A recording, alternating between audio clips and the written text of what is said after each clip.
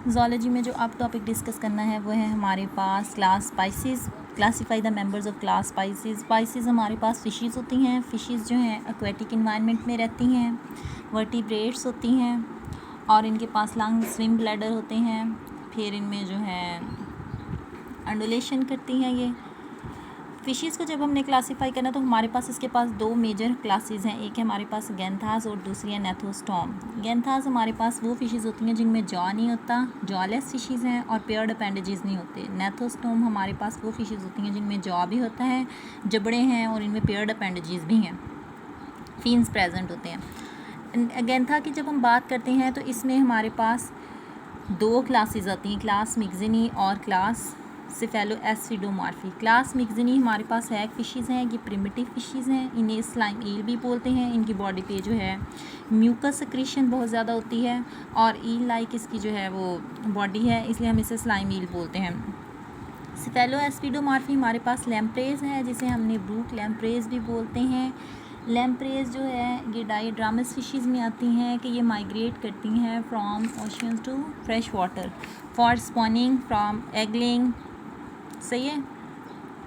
सेफेलोएस्फिडोमॉर्फी का जो लार्वी है उसे हम एमोसोइट लार्वी बोलते हैं। ये आपने जब क्लासिफिकेशन करनी है तो आपने इतने से करेक्टरिस्टिक्स लिख देने हैं। गैनेथोस्टॉम में आपके पास वो फिशेज़ आती हैं जिनमें जॉड भी हैं, जबड़े भी हैं, इनके पास पेयर्ड अपेंडेजेस भी हैं और ये आपके पास जो मॉडर्न फिशेज़ जो आप मोस्ट कॉमन देखते हैं वो भी आपके पास इसमें आप देखें, रहू है, आपके पास शार्क्स हैं, ये आपने कॉमन मेंबर आपने देखे हुए हैं।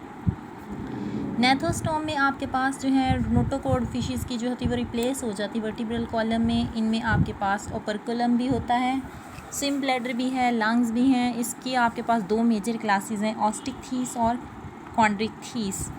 ऑस्टिकथीस में आपके पास बोनी फिशेज़ आती हैं और कॉन्ड्रिकथीस में आपके पास कार्टिलेजिनस फिशेज़ आती हैं। जब हमने बोनी फिशेज़ या क्लास ऑस्टिकथीस की बात करनी है तो हम कहते हैं कि इनका स्केलेटन जो होता है वो बोन्स का बना हुआ था। बोन्स और कार्टिलेजनस दोनों जो है ये हमारे पास कनेक्टिव टिश्यूज़ होते हैं, लेकिन बोन हार्ड कनेक्टिव टिश्यूज़ होता है और कार्टिलेज जो है वो हमारे पास सॉफ्ट कनेक्टिव टिश्यूज़ होता है। सॉफ्ट कनेक्टिव टिश्यूज़ कार्टिलेज है, इसकी आपके पास कॉमन मिसाल आपके जो है वो कानों की हड्डी है या नोज़ की हड्डी आप ले लेते हो। बोनी फिशेज़ की जब हमने बात की थी तो इनमें अपर कॉलम कवर करता है गिल्स को और इनमें स्विम ब्लैडर और लंग्स होते हैं। इसकी आपके पास दो मेजर एग्जांपल हैं, सार्कोप्टेरेजी और एक्टिनोप्टेरेजी।